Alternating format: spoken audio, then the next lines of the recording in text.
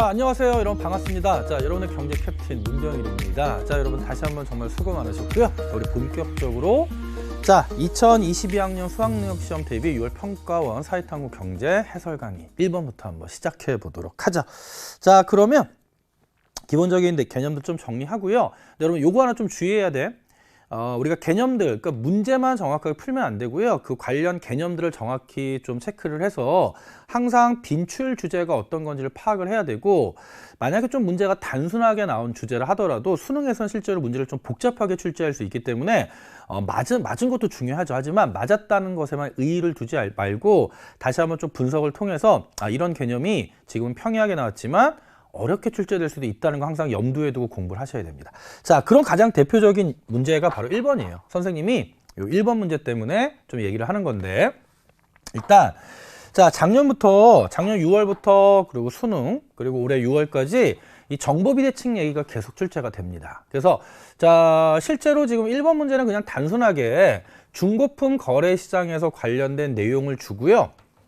이거 우리 수능 특강에서도 언급을 했던 거고, 선생님이 수능 개념에서도 중고차 시장의 역설이라고 그래서 보통 뭐 레몬 시장 얘기를 했던 겁니다. 그래서 자, 중고품 거래 시장에서 판매자는 판매하려는 중고품 품질에 대해서 정확한 정보를 갖고 있지만 구매자는 이를 제대로 파악하기 힘든 경우가 있다. 자, 뭡니까? 정보비대칭이죠?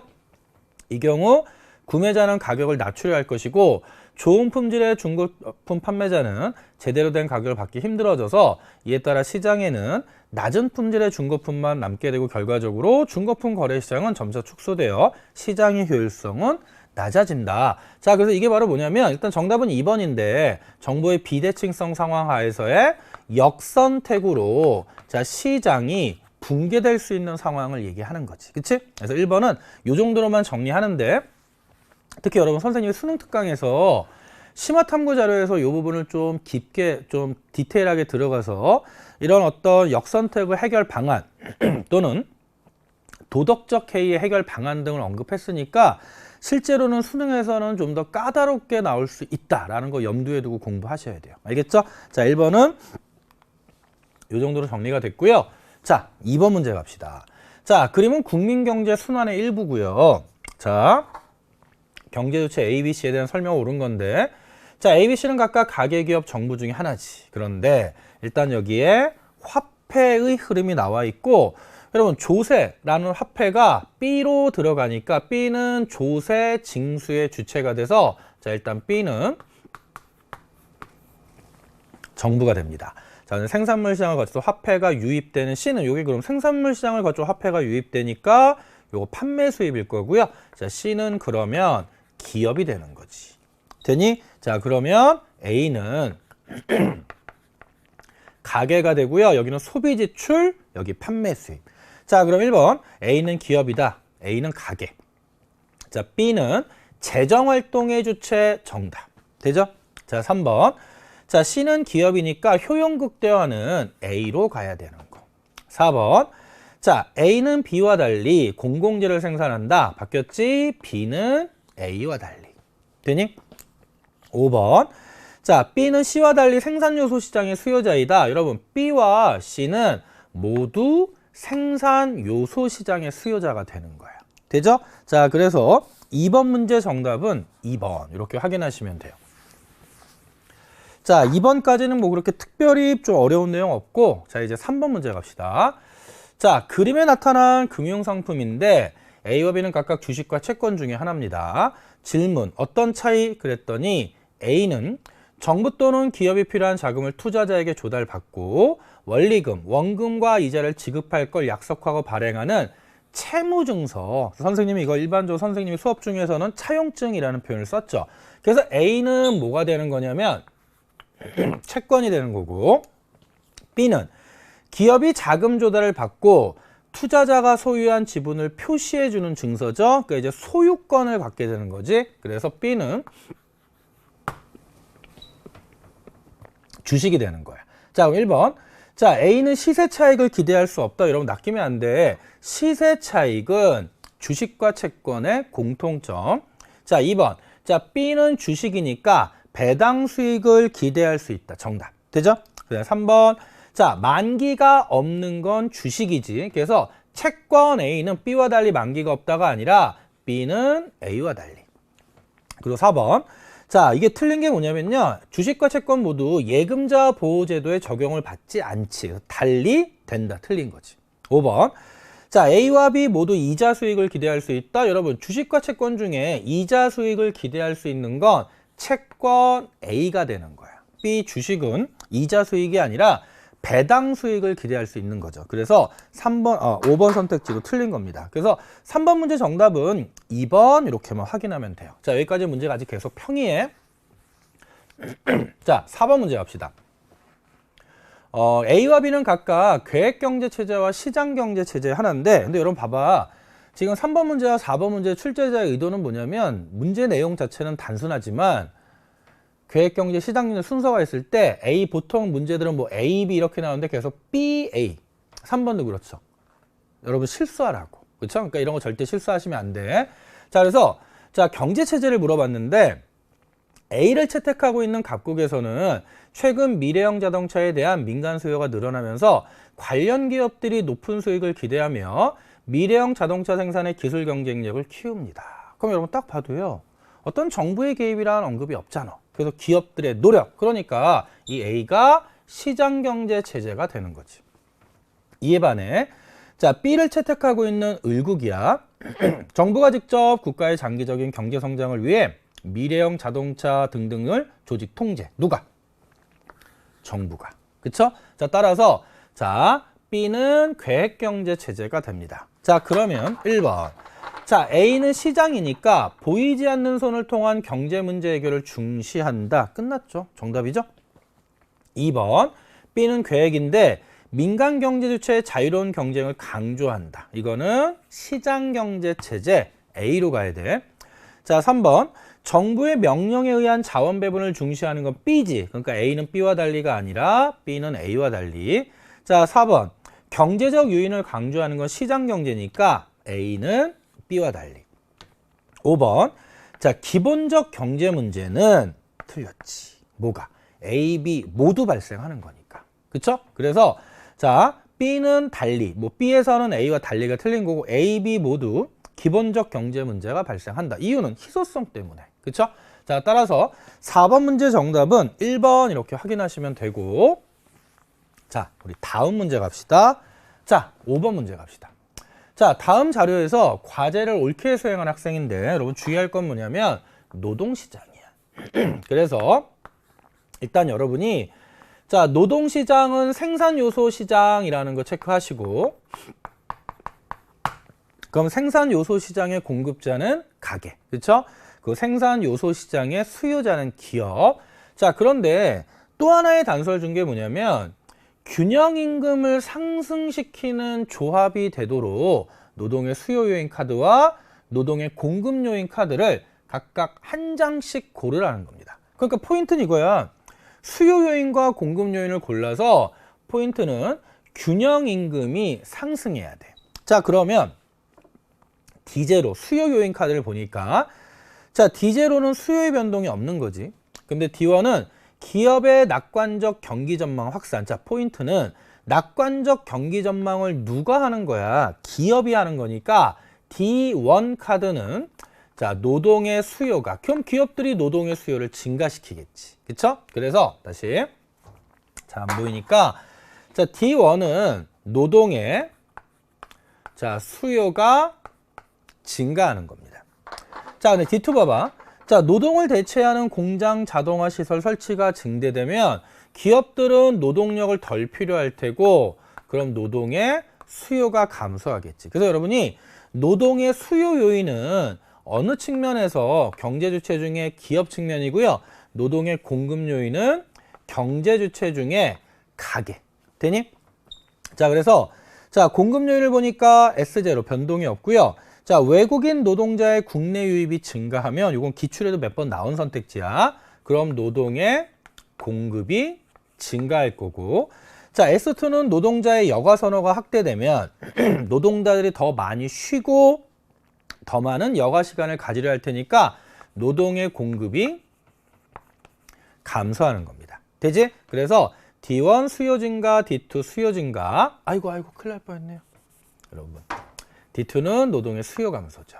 공장 자동 아까 얘기했지? 공장 자동화 시설이 증가하면 노동의 수요가 감소하고, 자, 공급 요인에서는 S1이 공급 증가, S2가 공급 감소. 자, 그러면 이제 균형 임금을 상승시키는 조합을 찾아보자.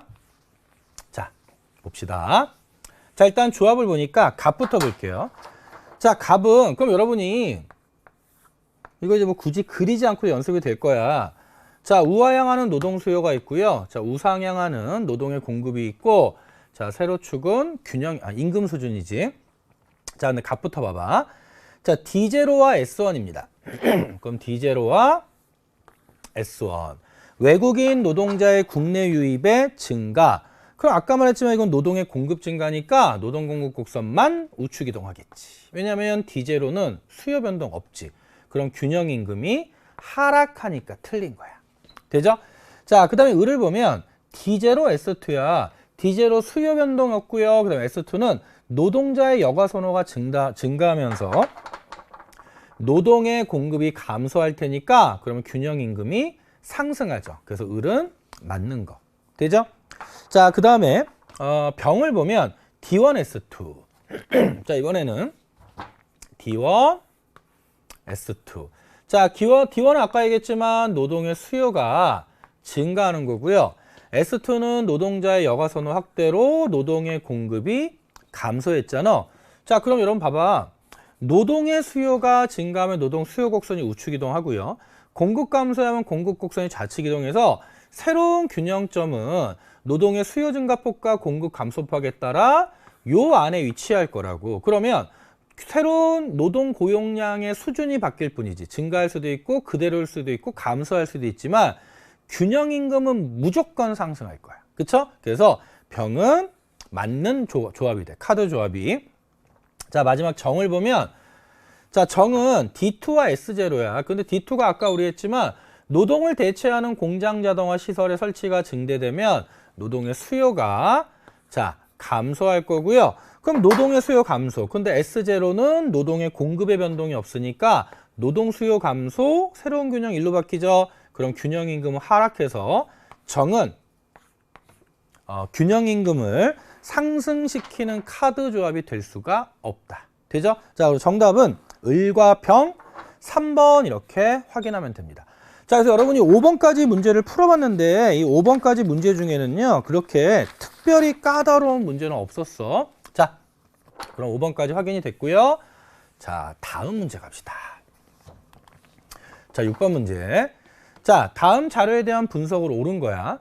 자, 그림은 XZ 시장의 수요와 공급 곡선을 나타내는데 정부는 시장에서 자, 형성되는 균형 가격 P0가 즉 이 균형 가격 P0가 너무 가하다고 판단하여 나를 보호하기 위해 P1을 상한으로 하는 가격 규제 정책을 시행하였다. 자, 그러면 요 가격이 너무 가하다고 판단하여 나를 보호하기 위해 이 P1을 상한으로 하는 가격 규제 정책이죠? 그럼 당연히 이거 뭡니까? 최고 가격이지. 자, 그래서 여러분이 항상 세트로 가야 되는 게 뭐냐면 최고 가격이 가격에 무슨 선을 정한 거야? 상한선을 정한 거잖아. 그쵸? 자, 그래서 그럼 가는 결국 뭐냐면 너무 낮다가 아니라 너무 높다고 판단하여 나에는 공급자가 아니라 최고 가격제니까 소비자 보호가 들어갈 거고 자, 3번에는 최고 가격제 맞죠? 그리고 4번 자, 기역 시행 이후에 그 다음에 거래량은요 원래 기역 정책 시행 이전의 거래량은 Q0였다가 P1으로 최고 가격을 규제했더니 자, 이만큼의 초과 수요가 발생하죠. 그럼 거래량은 Q1으로 감소합니다. 그래서 증가한다 틀렸고요. 자, 5번. 그럼 기역 시행 이후에 초과 수요의 크기는 Q1에서 Q2지. Q0, Q2가 아니라 자, Q1, Q2만큼의 초과 수요가 발생한다. 그래서 이 문제도 결국 여러분이 이 최고 가격제 정의만 정확하게 개념을 알고 있으면 특별히 어렵지 않게 풀 수 있는 문제입니다. 자, 그러면 다음 문제 볼게요. 자, 7번입니다. 여러분 가장 전형적인 유형의 문제야. 볼게요. 자, 옳은 답변을 고르는 건데 일단 X에서 Z는 모두 자, 수요와 공급의 법칙을 따른다. 수요 곡선은 우하향할 거고 공급 곡선은 우상향합니다. 자, 그런데 일단 문제에서 YJ와 ZJ는 XJ와 연관관계, 대체제 또는 보완제 관계 있을 거고 그러면 문제에서 이 XJ 공급이 증가했을 때 그럼 여러분 생각해봐. XJ 공급이 증가하면 XJ 공급 곡선이 우측 이동하면서 결국 XJ의 가격이 하락했어 라는 단서를 주는 거죠. 다시 XJ 공급이 증가하면 XJ 공급 곡선이 우측 이동하면서 가격은 하락하고 거래량은 증가합니다. 그러니까 일단 기억 선택지는 맞는 거죠.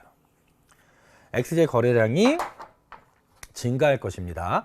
자, 그러면 X와 Y는 보완 관계에 있으니까 그러면 XJ 가격이 하락하면 보완 관계에 있는 YJ 수요는 증가하겠지. 그래서 YJ는 수요 증가, 가격 상승, 거래량 증가, 판매 수입 증가. 그런데 XJ와 ZJ는 대체 관계에 있으니까 XJ 가격이 하락하면 대체 관계에 있는 ZJ는 수요가 감소합니다. 그럼 가격 하락, 거래량 감소, 판매 수입 감소. 그럼 니은 YJ는 수요 증가니까 가격이 상승할 것입니다. 맞죠? 그 다음에 디귿. 자, YJ는 수요 증가로 거래량이 증가하겠지. 그 다음에 리을. ZJ는 수요가 감소했으니까 판매 수입이 감소합니다. 돼요? 오케이. 자, 이렇게 해서 우리 7번 문제는 문제도 좀 생각보다 단순했고요. 정답은 기억 니은 1번 이렇게 확인하면 돼요. 자, 우리 7번 문제까지 정리가 됐고요. 자, 이제 우리 8번 문제 갑시다. 자, 그림은 자, 각국의 연도별 실업자의 수와 비경제활동 인구를 나타냅니다. 자, 이에 대한 옳은 문서 고르는데 문제가 갑자기 확 단순해진 게 15세 이상 인구를 5천만 명으로 갔다라는 단서를 줬다고. 그럼 여러분 봐봐. 지금 연도가 2018년, 2019년, 2020년이 나와 있는데 그럼 첫 번째 2018년, 2019년, 자 2020년 한번 확인해 봅시다. 그럼 먼저 주어진 자료가 자 실업자가 있고 그쵸? 그 다음에 세로축이 실업자고 자 가로축은 비경제활동 인구야. 그런데 15세 이상 인구를 5천만 명으로 갔다고 그랬으니까 일단 우리는 좀 이따 취업자를 구해볼 수 있을 거고요. 그 다음에 비경제활동 인구도 체크하면 돼요. 그럼 실업자 더하기 취업자는 경제활동 인구잖아. 그러면 우리는 실업자 더하기 취업자 더하기 비경제활동 인구의 합이 전체 15세 이상 인구가 되는 거지. 그치? 자, 그런데 연도별 실업자를 보면 자, 2018년의 실업자 수는 1,000만 명이고 2019년의 실업자 수도 1,000만 명. 그런데 세로축의 2020년도의 실업자 수는 500만 명으로 바뀌었어. 자, 취업자는 안 나와 있지만 자, 비경제활동 인구 가로축을 보면 2018년도의 비경제활동 인구 1,000만 명, 2019년도의 비경제활동 인구 500만 명, 2020년도의 비경제활동 인구 다시 1,000만 명. 자, 그 이후에 2018년, 2019년, 2020년 모두 15세 이상 인구가 자 5천만 명으로 동일하다고 그랬잖아. 그러면 우리는 자연스럽게 여기 취업자의 수는 2018년에 3천만 명, 합이 5천. 자 2019년도에 취업자의 수는 3,500만 명, 합이 5천. 그 다음에 2020년도에 실업자의 수도 3,500만 명. 이렇게 구하면 돼요. 되죠? 자, 그럼 여기까지 정리가 됐으면 기억부터 갑시다. 자, 2018년과 2019년에 실업률은 같다. 자, 여러분 2018년의 실업률은 경제활동 인구분의 실업자 수야. 그러면 자, 4,000분의 1,000 이렇게 되는 거죠. 4,000분의 1,000이고요. 근데 2019년의 실업률은 4,500분의 4,500분의 1,000이 돼서 같다가 틀린 거지.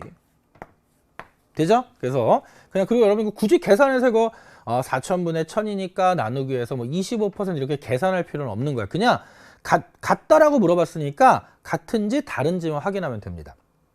니은 2018년과 2020년이야. 그럼 2018년의 취업자의 수는 3천만 명인데 2020년의 취업자의 수는 3,500만 명이니까 요것도 같다가 틀린 거지. 그쵸? 그래서 니은도 틀렸고. 자, 디귿을 보면 그럼 2018년과 2020년의 경제활동 참가율은? 그럼 여러분 봐봐. 2018, 그럼 우리가 딱 경제활동 참가율의 공식을 알고 있어야죠? 그럼 경제활동 참가율은 15세 이상 인구분의 경제활동 인구고, 그쵸? 그러면 2018년의 경제활동 참가율은 5천만 명 분의 경제활동 인구가 4천만 명. 그쵸? 그런데 이에 반해 2020년의 경제활동 참가율은 5천만 명 분의 그리고 합치면 4천만 명. 똑같네. 그쵸? 그래서 같다. 디귿은 맞는 거. 리을. 자, 2019년과 2020년에 고용률은 같다. 자, 고용률은 15세 이상 인구분의 취업자죠?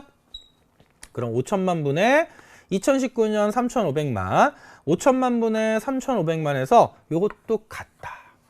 돼요? 자, 여러분 봐봐.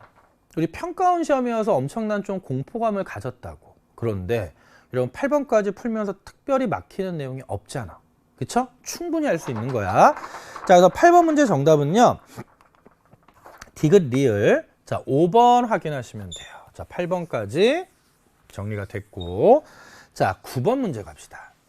자, 다음 자료에 대한 분석 및 추론으로 자, 이제 옳은 걸 찾는 건데. 자, 일단 첫 번째.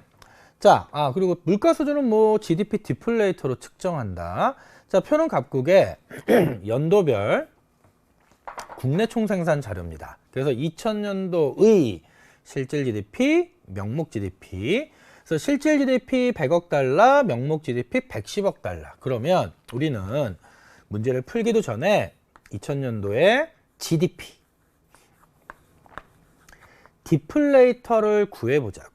그럼 여러분 GDP 디플레이터는 실질 GDP분의 명목 GDP 곱하기 100이니까 자, 우리 2020년에 GDP 디플레이터 물가지수는 110. 그래서 GDP 디플레이터가 110을 통해서 우리는 다른 연도의 GDP 디플레이터를 구하면 물가 수준의 비교가 가능해지는 거지.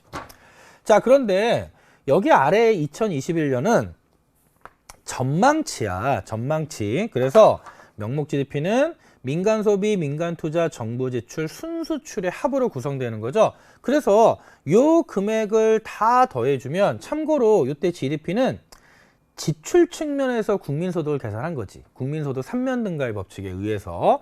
그럼 70, 80, 90, 100이니까 2021년의 명목 GDP는 100이 됩니다. 여기까지 됐어. 자, 그럼 기억부터 갈게.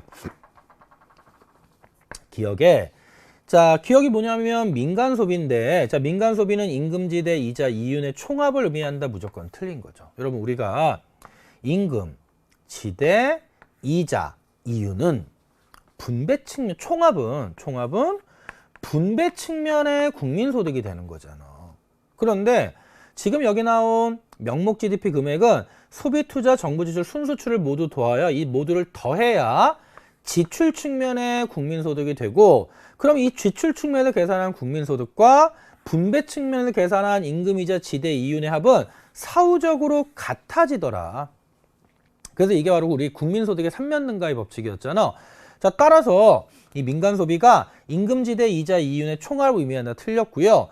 결국 민간 소비는 소득을 바탕으로 소비하는 거지. 이게 같다가 틀린 거죠. 그래서 같은 건 뭐냐면 요 네 가지 항목의 합과 임금, 지대, 이자, 이윤의 총합이 같은 거야. 그래서 이건 지출 국민소득, 이건 분배 국민소득. 되죠? 1번 틀렸고. 자, 2번 볼게요. 그러면 기업의 입장에서 생산 설비의 확대는 투자지. 그러면 니은 민간 투자를 감소시키는 것이 아니라 증대시키는 요인이 됩니다. 그래서 2번도 틀렸고. 3번. 자, 2021년 가격으로 계산한 2021년 최종 생산물 시장 가치의 총합은. 그럼 여러분 이게 뭐겠어? 이게 바로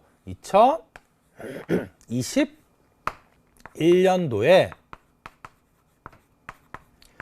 명목 GDP가 되겠지. 그쵸? 그럼 우리가 위에서 계산해 봤잖아. 2021년도에 명목 GDP의 전망치는 100억 달러였다고. 요거 모두를 더한 거. 그쵸? 그래서 우리가 자, 이런 명목 GDP는 그해 가격, 즉 그 측정하고자 하는 그해 가격, 그걸 우리가 보통 경상 가격이라고 하죠. 그해 가격으로 계산한 거. 근데 실질 GDP는 기준연도 가격, 즉 불변 가격으로 계산한 거. 이것만 구별하면 돼요. 그래서 여기서 90억 달러가 아니라 100억 달러가 됩니다.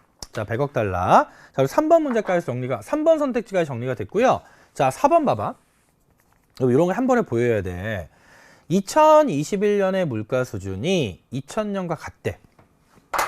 잘 봐. 2021년의 물가 수준이 2000년과 같아요. 그런데 그렇게 전망한다면 2021년의 실질 GDP는 100억 달러보다 작을 것이다. 이런 봐봐. 우리가 명목 GDP를 계산했잖아. 명목 GDP. 근데 여기 2020년에 명목 GDP가 있고, 근데 2020년에 명목 GDP는 110억 달러야. 근데 2021년의 전망치는 100억 달러지. 근데 문제에서 뭐라 그랬냐면 물가 수준이 같대. 그럼 명목 GDP는 2020년 물가 수준, 즉 2020년 가격 곱하기 2020년의 생산량, 2021년 가격 곱하기 2021년의 생산량, 뭐 2021년 정확한 표현은 물가 수준 곱하기 2021년의 생산량인데 물가 수준이 같아. 그런데 명목이 줄어들었다는 얘기는 2020년에 비해서 생산량 수준이 줄어드는 거지. 그러니까 물가 수준이 같을 때 생산량 수준이 줄어들었으니까 명목 GDP가 줄어들 거 아니야. 돼요? 그래서 일단 우리가 여기까지 얘기하는 2021년의 물가 수준이 2020년과 같다고 전망한다면 요 단서를 통해서 우리는 명목 금액과 실질 금액을 알기 때문에 생산량이 줄어들 거라고 전망하는구나. 그럼 여러분 생산량이 전년에 비해서 줄어들면 실질 GDP는 물가 수준은 고정시켜 놓고 생산량의 변화만 파악하는 거잖아. 그럼 당연히 2021년에 생산량이 2020년보다 줄어들었으니까 2021년의 실질 GDP는 2020년의 실질 GDP보다 작을 거라고 전망될 거야. 그치? 근데 우리가 2020년의 실질 GDP가 100억 달러니까 그럼 당연히 100억 달러보다 작을 것이다. 돼요? 오케이. 자, 우리 이렇게 해서 4번 선택지까지 정리가 됐고요. 근데 우리 정답이잖아. 그러니까 옳은 거 고르는 거니까. 4번 정답. 자, 그럼 마지막 이제 5번 선택지 봐봐. 2021년에 경제 성장률을 5%로 전망한다면, 그럼 여러분 우리가 알고 있는 경제 성장률은 실질 GDP의 증가율이잖아. 그쵸? 그러면 2020년에 실질 GDP가 100억이었어. 100억 달러. 그러면 경제 성장률이 5%로 전망되면 2021년에 실질 GDP는 105가 되겠지. 105가 될 거라고 전망하는 거잖아. 그러면 2021년의 물가 수준은 2020년보다 높을 것이다. 자, 우리 물가 수준은 뭐로 파악하냐면 물가 수준은 GDP 디플레이터로 파악하는 거야. 그쵸? 자, 그러면 현재 우리가 알고 있는 건 뭐냐면 2021년에 명목 GDP가 100이고 그런데 지금 우리가 2021 요 조건에 의해서 2021년에 실질 GDP를 105로 잡았잖아. 그러면 실질 GDP 105분의 100 곱하기 100 해서 이때 물가 수준은 굳이 계산할 필요 없고요. 그냥 어떤 값이 나오는지만 알면 되지. 100보다 작은 값이 나온다고. 자, 그런데 2020년에 GDP 디플레이터는 110이었는데 이 조건에 의하면 GDP 디플레이터가 2021년에 100보다 작을 것으로 전망되니까 물가 수준은 2020년이 더 높겠지. 그쵸? 자, 따라서 자, 2020년이 더 높고 2021년은 더 낮으니까 그럼 2021년의 물가 수준은 2020년보다 높을 것이다가 아니라 낮을 것이다로 바꿔주면 돼요. 되죠? 오케이. 자, 그래서 우리 9번 문제까지 정리가 됐고요. 9번 문제 정답은 앞에서 봤던 4번이 됩니다. 여러분 이런 유형 약간 생각보다 좀 뭐라 그럴까? 뭐 아주 크게 뭐 신유형은 아니지. 근데 그렇게 기출에서 나오는 전형적인 유형의 문제는 아니었어. 그래도 이 정도는 여러분이 충분히 풀 수 있어야 돼요. 알겠죠? 오케이. 자, 그럼 9번까지 정리가 됐고요. 이제 10번 문제 갑시다. 자, 정부는 최근의 경기 침체에 대하여. 자, 사회 간접 자본의 투자 확대와 소득세율 인하를 핵심으로 하는 정책안을 발표하였다. 자, 그러면 정부가 정책을 결정하고 발표한 거니까 여기에 나와 있는 내용은 경기 침체에 대응하기 위한 확대 재정이 되는 거야. 되니? 두 번째. 그러나 자, 동그라미 경제연구소는 경기 침체의 원인이 국제 원자재 가격 상승에 있다. 그러면 자, 국제 원자재 가격이 상승하면 우리가 일반적으로 이게 지속되면 비용 인상 인플레이션이라고 볼 수 있잖아. 자, 따라서 결국 인플레이션이 발생한 거야. 그래서 이러한 정부 정책안을 시행한다면 나타날 수 있는 부작용을 우려하는 거죠. 그래서 여러분이 여기에 비용 인상 인플레이션이 자, 스태그플레이션이라는 거 알아두시고, 자, 그래서 지금 현재 국제 원자재 가격 상승에 의해서 경기 침체와 인플레이션이라는 문제가 생겼는데 정부가 이렇게 또 확대 재정을 실시해서 이 확대 재정의 결과 총수요가 증가하면 그럼 총수요 곡선이 우측 이동하면서 물가가 더욱 상승하는 부작용이 발생할 수 있는 거 아니야? 라고 얘기하는 거죠. 그렇죠? 그러면 자, 기억부터 볼게요. 자, 사회 간접 자본의 투자 확대는 정부 지출의 증대로 총수요 증가 요인에 해당합니다. 되죠? 자, 니은은 소득세율 인하는 확대 재정 정책에 해당해요. 맞죠? 디귿. 자, 디귿은 실질 GDP 증가 요인이 안 되는 게 자, 국제 원자재 가격이 상승하면 비용 인상 인플레이션이 되면서 결국 어떻게 됩니까? 총 공급이 감소해서 총 공급 곡선이 좌측 이동하니까 실질 GDP 감소 경기 침체와 그쵸? 물가 상승 인플레이션이 발생하는 상황이잖아. 틀렸네. 자, 리을. 자, 리을은 디플레이션을 의미하는 게 아니라 이때 부작용은 물가가 상승하는 인플레이션을 의미하는 겁니다. 돼요? 오케이. 자, 우리 이렇게 해서 10번 문제는 기억과 니은 정답 체크하시면 정답 여기서 확인하면 되겠죠? 1번 이렇게 확인할게요. 자, 그래서 자, 우리 반환점을 돈 겁니다. 그래서 이제 우리 10번까지 정리가 됐고요. 자, 다음 문제 11번 문제 좀 볼게요. 자, 표는 값의 연도별 소득을 항목별로 나타내서 여러분 보면 우리 정기적이다 경상소득 어쩌다 한번 일시적 비경상소득 어렵지 않죠. 그리고 경상소득의 항목 4가지를 외우고 있다면 우리는 기억에 재산소득이 들어간다라는 걸 잡을 수가 있다는 거야. 자, 그러면 일단 미리 한번 요 금액을 다 더해봐. 경상소득을 다 더하면 5,100이 될 거고, 자, 2020년에 경상소득 항목을 다 더하면 300해서 4,900이 되고요. 비경상소득은 일정합니다.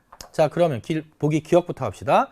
자, 일시적으로 지급받는 퇴직금인데 어떤 퇴직금? 일시적. 그쵸? 그러면 이거는 어쩌다 한 번이니까 비경상소득이지. 기억은 재산소득과 관련이 없는 거고. 자, 니은. 경상소득 대비 비경상소득의 비율이야. 그럼 여러분 이것도 계산할 필요가 없는 게 2019년에는 5,100 분의 100.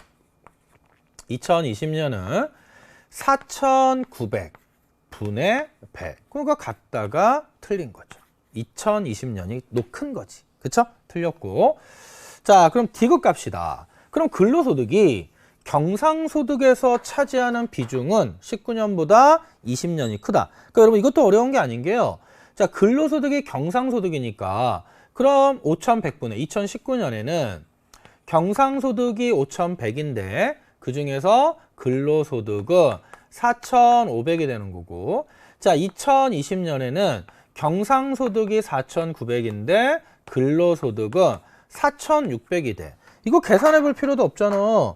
분모는 줄어드는데 분자는 커졌으니까 2019년보다 2020년이 크다.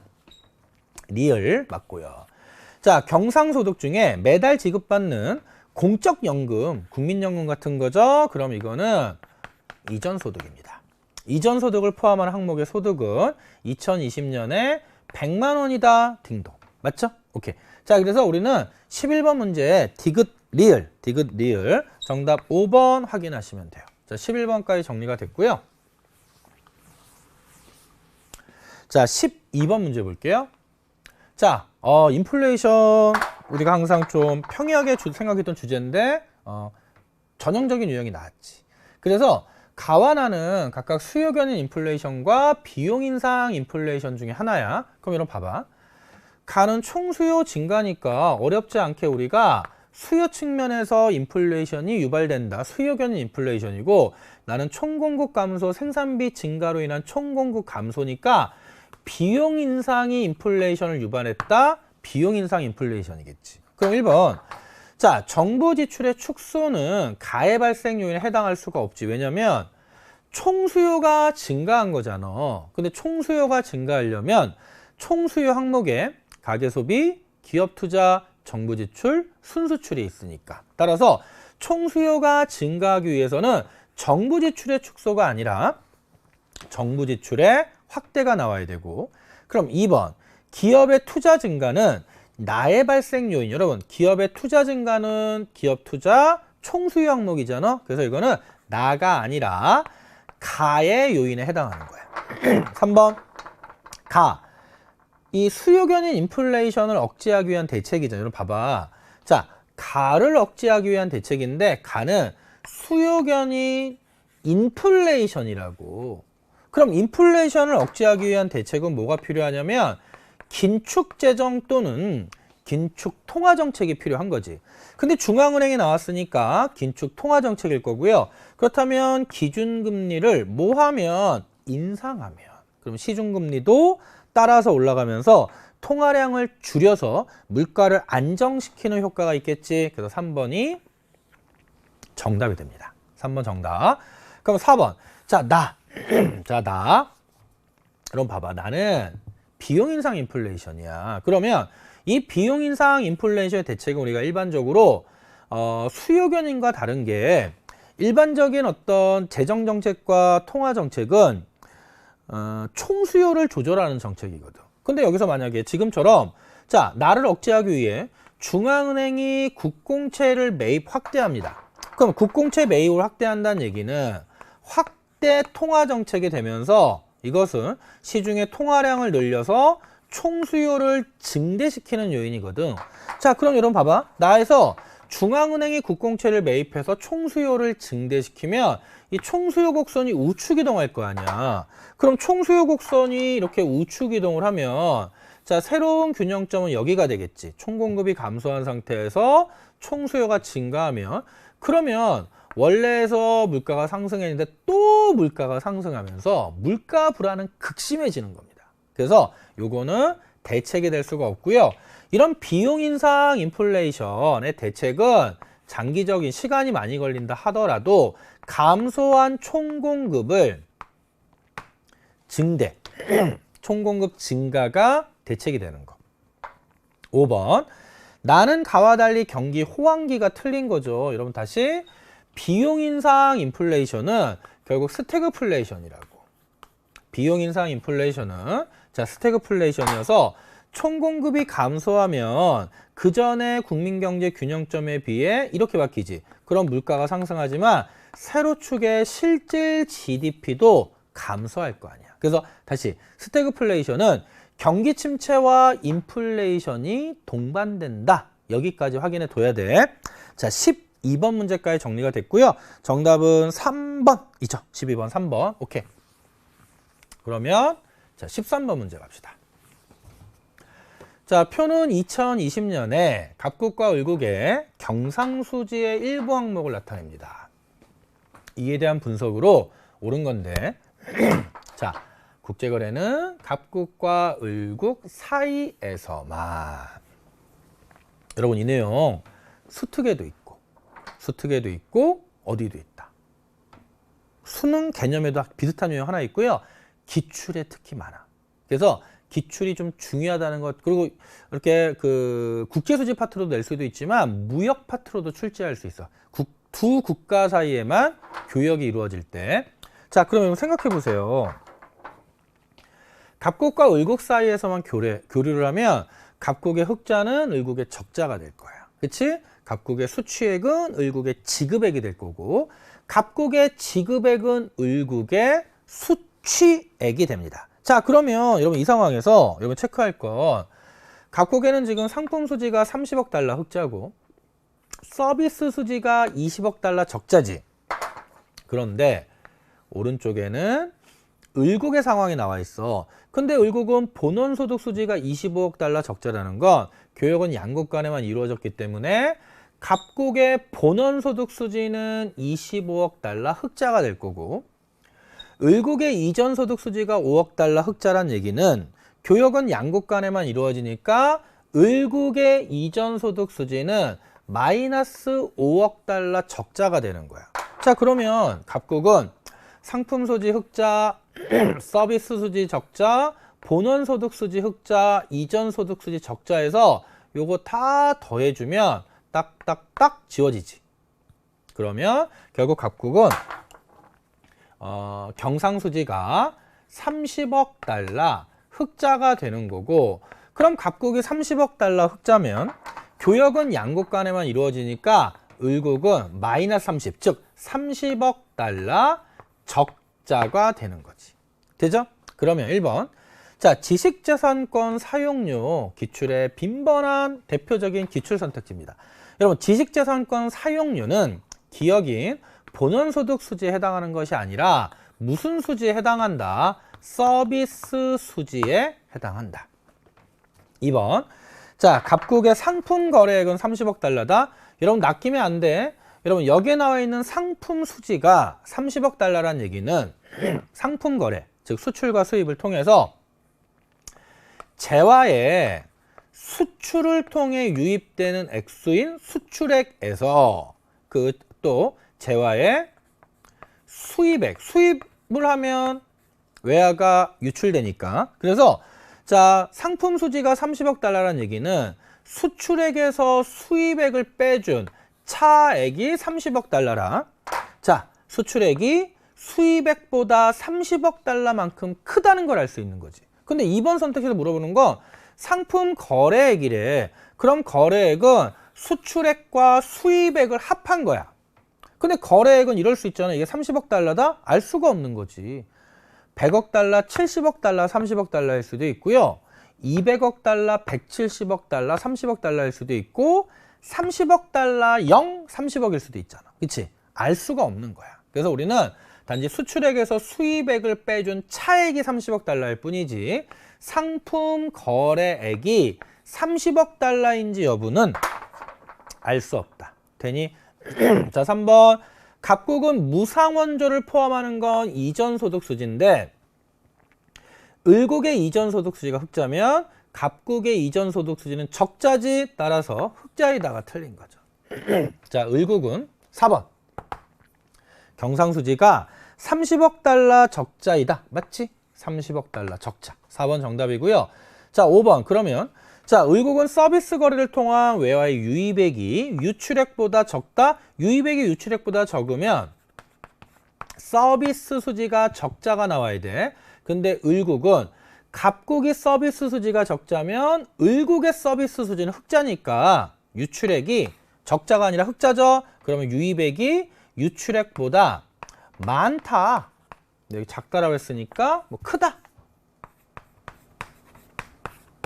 로 바꿔주면 되는 거지. 어려운 거 아닙니다. 그래서 여러분 다시 한번 13번 문제 좀 강조하고 싶은 게 빈번한 유형이에요. 교역은 양국 간에만 이루어진다. 그래서 그게 좀 착안해서 문제 푸시고, 자, 14번 문제 볼게요. 자, 14번.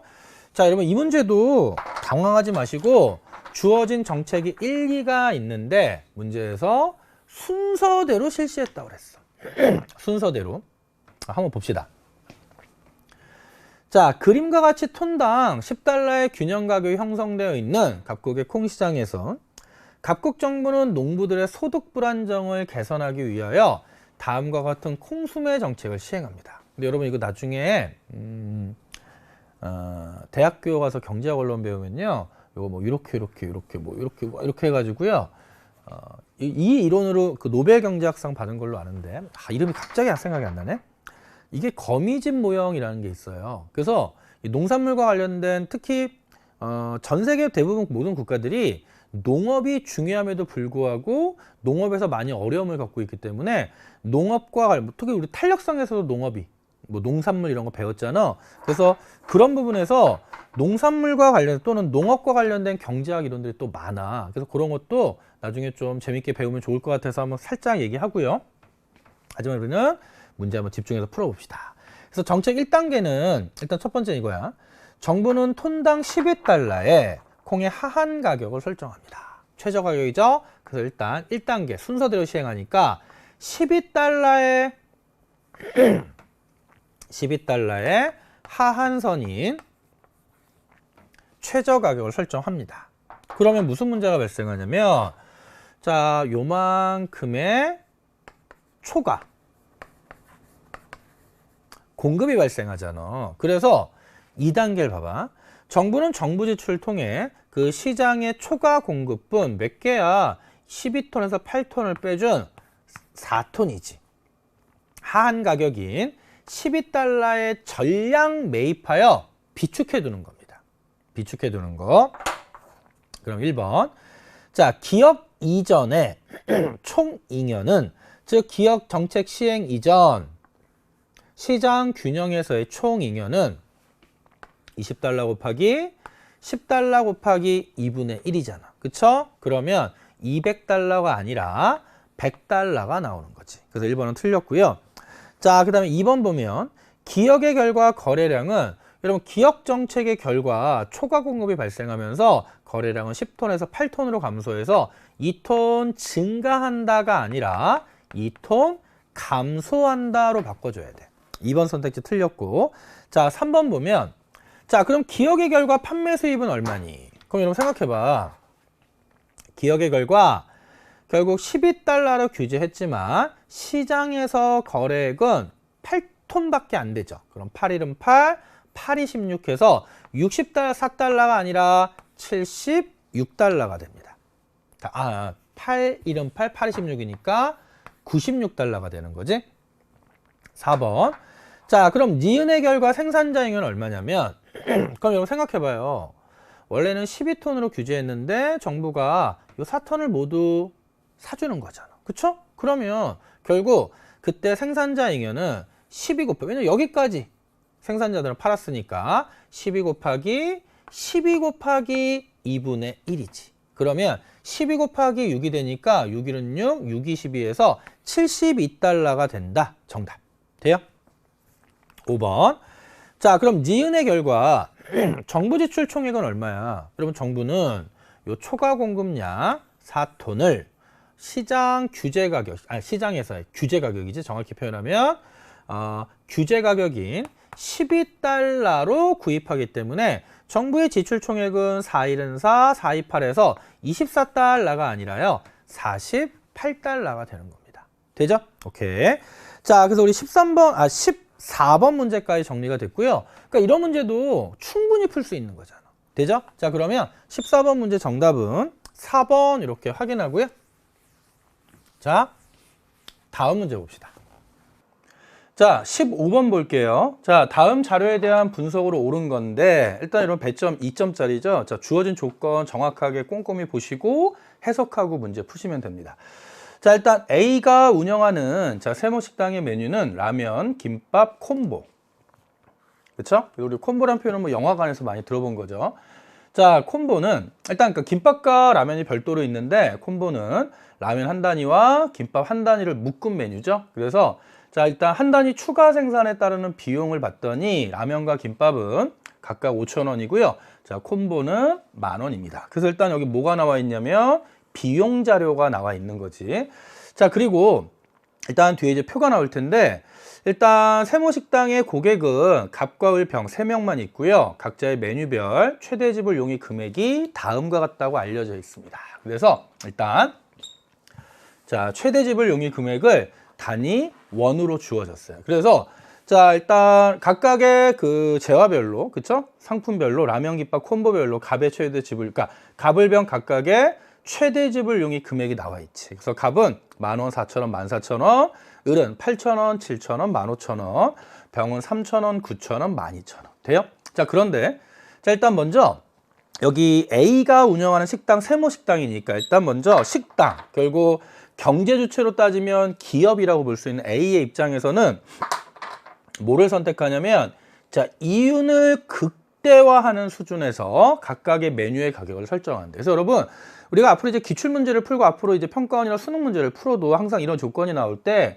이윤을 극대화한다는 조건이 나올 수도 있고, 또는 판매 수입을 극대화한다는 조건이 나올 수도 있어요. 그런데 여기서는 앞에서 비용 자료를 줬기 때문에 여기서는 이윤을 극대화한다는 걸 좀 초점을 맞춰서 판매 수입이 아니라 이윤 극대화 수준에서 각각의 메뉴의 가격을 설정한다.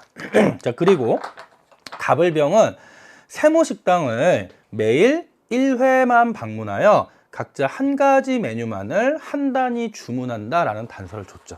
자, 선생님도 이제 이 실수를 할 때가 있는데, 선생님이 이 문제를 해설할 때 선생님이 좀 반성한 게 있어요. 뭘 반성했냐면, 선생님이 학생들한테 항상 이제 그 상담을 할 때, 현장에서 가르치는 학생들과 상담을 할 때 뭐라 그러냐면, 학생들이 와서 가장 많이 이제 고충을 토로하는 게, 일단 뭐 경제가 시간 내 문제를 풀기가 어려워요. 이렇게 첫 번째 질문이고, 두 번째는 이건 이제 누구나의 고민일 텐데, 오전 시간에 국영수에 너무 올인하다 보니까 마지막 사회탐구 볼 때 집중력이 떨어지고 체력적으로 힘들다, 이런 얘기를 많이 합니다. 그래서 선생님도 항상 뭐라 그러냐면, 하지만 그러한 조건은 누구나에게 똑같은 거기 때문에, 하지만 어떻게든 최대한 집중을 해서 거의 이제 시험이 끝날 때, 사회탐구 과목까지 끝날 때는 거의 탈진한 상태가 돼야 된다. 그래서 항상 일관성 있게 문제를 푸는 연습을 해야 되고 집중력을 끝까지 유지해야 된다라고 강조를 합니다. 그런데 선생님이 이 문제 해설을 하면서 처음 해설할 때 이 단서를 못 봤어요. 그러니까 이 단서를 못 봤다고 읽어봤는데 이 단서가 문제의 중요한 조건이라는 걸 놓친 거예요. 선생님도 실수를 한 거예요. 그래서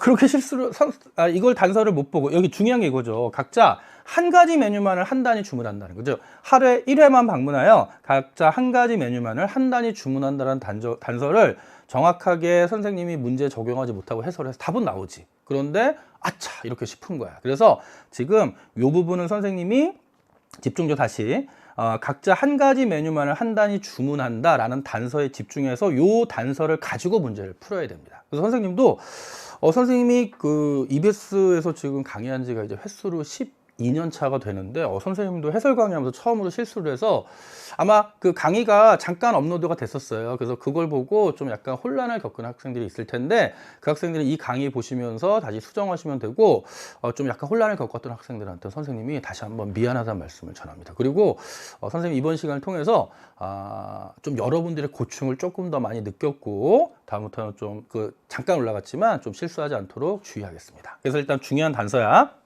그래서 각자 한 가지 메뉴만을 한 단위 주문한다. 자, 그러면 이제 여러분 생각해봐.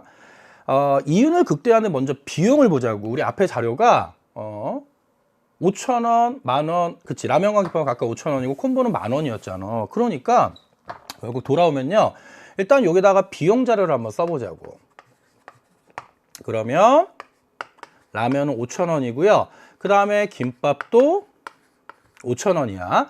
그 다음에 콤보는 둘을 더해서 10,000원이 되는 거지. 그러면 A는 이윤 극대화하는 수준에서 가격을 설정할 수 있다고 그랬기 때문에 A는 각각의 라면의 가격과 김밥의 가격과 콤보의 가격을 설정할 겁니다. 근데 중요한 게 각자 한 가지 메뉴만을 선택한다고 그랬잖아. 그쵸? 그래서 일단 중요한 건 뭐냐면 라면부터 보세요. 그래서 한 가지 메뉴만을 선택한다는 조건과 이윤을 극대화하는 조건을 우리가 종합적으로 분석을 하면요, 어떤 특징이 생기냐면, 이 조건을 둘 다 충족시키려면 라면에 대해서는 가장 최대 지불 용의가 높은 10,000원, 그쵸? 그리고 김밥에 대해서는 가장 최대 지불 용의 금액이 높은 9,000원, 콤보에 대해서는 가장 최대 지불 용의 금액이 높은 15,000원을 설정하면, 그래서 라면 가격은 10,000원을 설정하고요, 그 다음에 김밥은 가장 최대 지불용이가 높은 병의 가격인 9,000원을 설정하고, 콤보는 가장 최대 지불용이 금액이 높은 을의 최대 지불용이 정확히 표현하면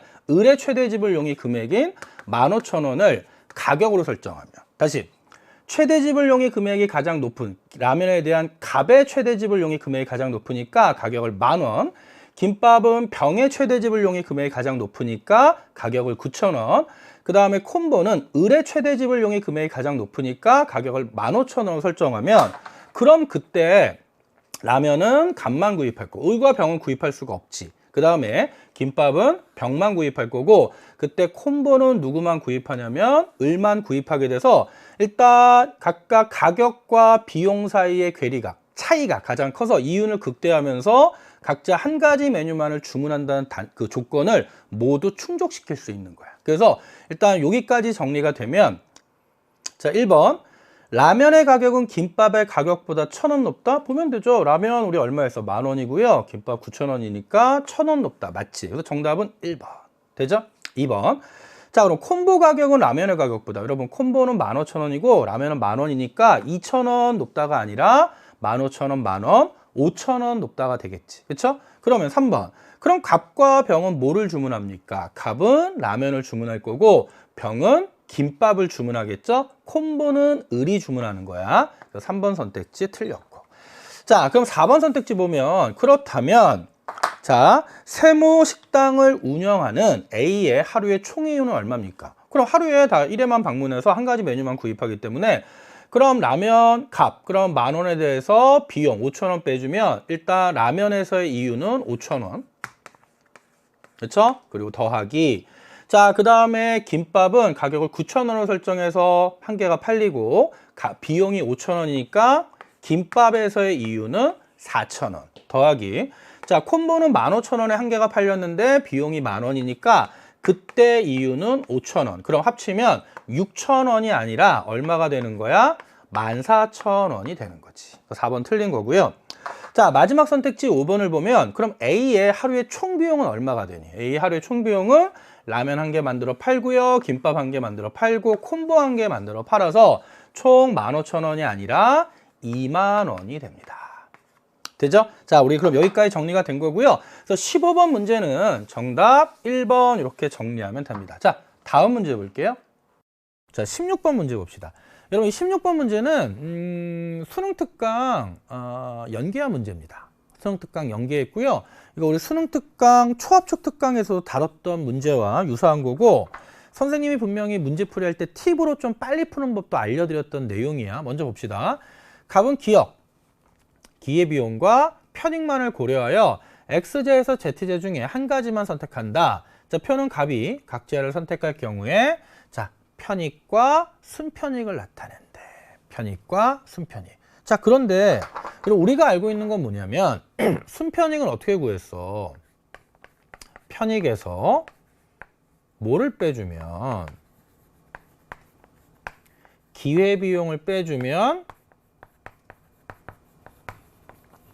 순편익이 나온다라고 그랬지. 그쵸? 그럼 여기에 지금 우리가 뭐가 나와 있냐면 순편익은 나와 있고 그 다음에 편익은 나와 있지. 물론 y제, z제. x제는 순편익이 블랭크니까. 그래서 여러분 우리는 뭐를 구할 수 있냐면 y제와 z제에서는 기회비용을 구할 수 있다는 거야. 기회비용을. 자, 그럼 여러분 생각해봐. 자, 여러분 기회비용 한번 아래다 써볼까요? 우리가 여기 기회비용 정확히 얼마인지 모르지만 지금은, 그럼 y제의 기회비용은 얼마가 되겠어? 3,000에서 편익 3,000에서 얼마를 빼줬더니 500이 될까? 2,500이겠지. 그쵸? 그 다음에 z제 기회비용 얼마입니까? z제 기회비용은요, 마이너스 값이 순편익이 나왔잖아. 그러면 3,500에서 얼마를 빼줘야 마이너스 700이 나오냐면 그러면 4,200을 빼줘야 마이너스 700이, 또는 이거 뭐 넘겨서 더해줘도 되고. 그래서 우리는 일단 기회비용까지 계산을 한 거야. 그럼 1번. 자, 기억 기회비용은 암묵적 비용에서 명시적 비용을 뺀 값 틀렸지. 명시적 비용과 암묵적 비용의 합이지. 그래서 1번 틀렸고. 자, 2번. 니은은 양의 값을 갖는다. 자, 이거 선생님이 수능 특강에서도 강조했던 내용입니다. 뭐였냐면 읽기 자료도 수능 특강 읽기 자료 나오는데 선택의 대안이 2개건 3가지건 간에 합리적 선택은 순편익이 양의 값이 나와. 하지만 나머지는 모두 음의 값이 나옵니다. 그렇게 접근해도 돼요. 그래서 니은은 양의 값을 가질 수가 없어. 자, 3번. 그럼 X제 선택에 자, 여러분 X제 선택의 기회비용은 2,000원보다 크다. 그래야 음의 값이 나오잖아. 그치? 그래서 정답은 3번이 됩니다. 자, 4번. Y제 선택의 기회비용과 Z제 선택의 기회비용은 다르지. 2,500, 4,200. 5번. 자, Z제 선택의 암묵적 비용이 1,000원이라면 잘 봐요, 여러분.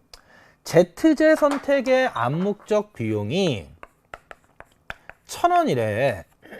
1,000원이래. 그러면 여러분 이 Z제 선택의 암묵적 비용이 1,000원이면 Z제 선 이거 쉽네. 명시적 비용은 얼마 됩니까? 3,200. 그래야 4,200이 나오니까 자, 따라서 2,500원이다가 틀린 거죠. 그러니까 여러분 복잡하게 접근하지 말고요. 여러분 아마 이거 나중에 다시 수능 특강 돌아가서 그 연계 출제된 문제를 살펴보면 그때 뭐 여기 편익 그리고 여기에 뭐 암묵적 비용 얼마 이런 식으로 출제가 됐었어. 암묵적 비용 얼마, 명시적 비용 얼마 이런 식으로 출제가 돼서 조금 더 복잡했는데 좀 더 문제를 좀 압축해서 단순하게 출제한 겁니다. 알겠죠? 자, 그래서 16번 문제 정답은 3번 이렇게 확인하시면 돼요. 자, 그러면 우리 다음 문제 갑시다. 자, 17번. 자, 그림은 각국의 연도별 실질 이자율과 자, 물가 상승률을 나타냅니다. 자, 그러면 이거 좀 이렇게 보면 복잡하니까 일단 T년, T 플러스 1년, 그 다음에 자, T 플러스 2년 이렇게 있다고 치고 그럼 여러분 먼저 실질 이자율부터 보면 실질 이자율은 1, 1, 3 그래서 1, 1, 3 이렇게 되고요. 자, 물가 상승률은 3, 3, 1이 되겠지? 3, 3, 1. 근데 친절하게 실질 이자율은 명목 이자율 빼기 물가 상승률이니까 명목 이자율 이퀄 실질 이자율 더하기 물가 상승률이 되겠지? 그러면 요 둘을 다 더하면 우리는 뭐를 구할 수 있냐면 명목 이자율 4, 4, 4 이렇게 구하는 겁니다. 그리고 문제 푸는 거야. 자, 그러면 자, 우리 기억부터 봅시다. T 플러스 1년의 물가 수준은 여러분 물가 수준은 우리 여기서는 물가 상승률로 파악하니까 T 플러스 1년의 물가는 전년 대비 3% 상승해서 T 플러스 1년의 물가 수준은 T년보다 높다. 맞지? 니은 T 플러스 1년과 T 플러스 2년의 명목이자율은 4%로 같네. 디귿. 자, T 플러스 2년의 물가 수준은 T 플러스 2년의 물가 수준은 T년보다 7% 높다? 다시 T 플러스 2년의 물가 수준은 T년보다 7% 높다. 안 되지. 왜냐면 이거 그냥 더한 거구나. 여러분 봐봐. T년의 물가 수준이 만약에 100이었어. 그쵸? 물가 수준이 100이었다면 3% 증가했으니까 103이 된 거야. 그 다음에는 103에서 1%가 증가하면 1.0상이 증가하겠죠. 그러면 뭐 104. 뭐 XX 이렇게 되겠지. 그래서 7%가 높으려면 여기가 T년이 100일 때 107이 돼야 돼. 그쵸? 그래서 7% 높다가 틀린 거지. 돼요? 그래서 여기서 7% 높다는 그냥 요걸 더한 거지. 그럼 안 돼. 자, 리을. T 플러스 2년에는 현금을 보유하는 것이 은행에 예금하는 것보다 유리하다. 여러분 낚이시면 안 되는 게요. 명목이자율이 4%잖아.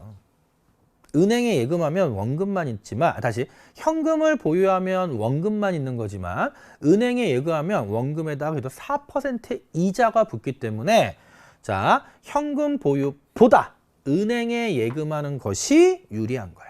되죠? 오케이. 그래서 자, 정답은 몇 번? 기억, 니은 1번 이렇게 확인하시면 되고 자, 18번 문제 갑시다. 자, 그림의 가나는 원달러 외환시장에서 균형 환율의 변화를 나타냅니다. 그래서 이거 첫 번째는 자, 공급곡선, 외화 공급곡선 우측 이동하여 환율이 하락한 상황.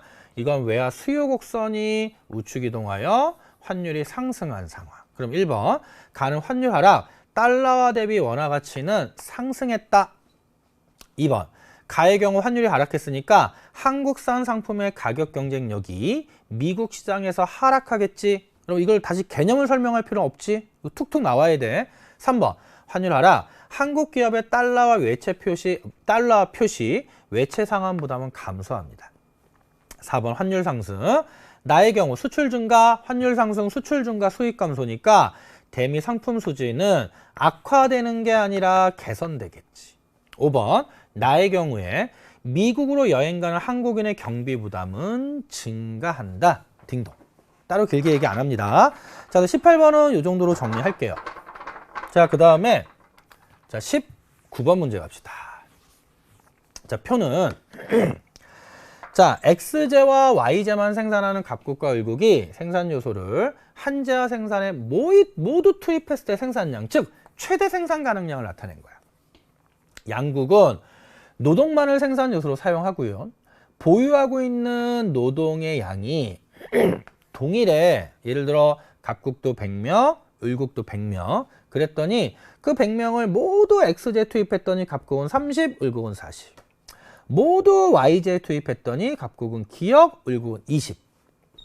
자, 양국의 생산 가능 곡선은 직선이라 기울기가 일정하고 기회비용도 일정한데 갑국의 X제 한 개 생산의 기회비용은 Y제 3분의 1개가 됩니다. 여러분 생각해봐. X제 한 개 생산의 기회비용이 Y제 3분의 1개야. 그럼 X제 3개가 Y제 1개인 거지. 그러면 갑국에서 X제만 생산하면 30개라고. 그럼 X제를 포기하고 Y제만 생산하면 몇 개가 되겠니? X제 1개가 Y제 3분의 1은 X제 30개가 Y제 1개니까 Y제만 생산하면 10개가 되는 겁니다. 그래서 1번에 기억은 90이 아니라 몇이 돼야 돼? 10이 돼야 돼. 그래서 1번 틀렸고요. 자, 그럼 2번에 그럼 갑국은 X제 20개와 Y제 5개를 동시에 생산할 수 있다? 여러분 생각해봐. 갑국에서는 X제 1개가 Y제 3분의 1, 즉 갑국에서는 X제 3개의 기회비용이 Y제 1개라고. 자, 그러면 갑국이 현재 X제만 생산하면 30개인데 그런데 Y제 5개를 생산하기 위해서는 X제를 15개 포기해야 되잖아. 그래야 Y제 5개가 나오니까 X제 15개가 남겠지.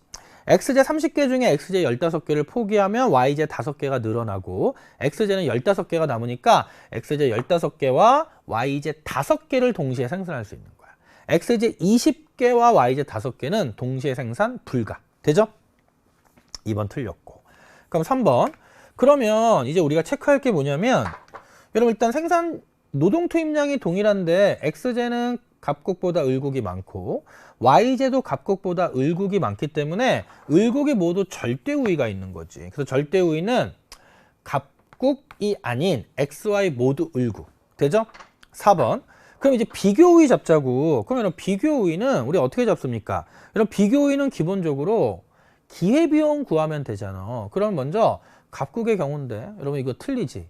기억나요? 비자 항목? 생산비는 자신이 분자지만 생산량은 자신이 분모가 됩니다. 그럼 이거는 3분의 1, 그 다음에 여기가 이렇게 씁시다. 기회비용 써주면 3분의 1, 3이 되는 거고 을국은 40분의 20이니까 2분의 1, 역수로 가면 2가 되겠지. 그래서 여러분 이거 헷갈리는 친구들 이거 생산 가능 곡선 그려봐. 예를 들어 갑국의 경우는 X제, Y제 나오면 갑국은 X제만 생산하면 30개고 Y제만 생산하면 10개니까 30분의 10, 3분의 1, 역수 3. 똑같은 거잖아.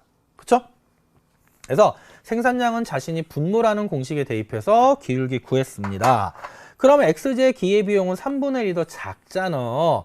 갑국은 X제의 비교 우위가 있는 거고 그 다음에 Y제의 기회비용은 2가 더 작으니까 을국은 Y제의 비교 우위가 있는 거지. 자, 따라서 갑국은 Y제에 을국은 X제. 바뀌었지? 갑국은 X제에 을국은 Y제. 돼요? 오케이. 그럼 4번까지 정리가 됐고 자, 5번 보니까 자, 그렇다면 X제 5개를 Y제 2개와 교환하는 조건이라면 그럼 여러분 생각해봐.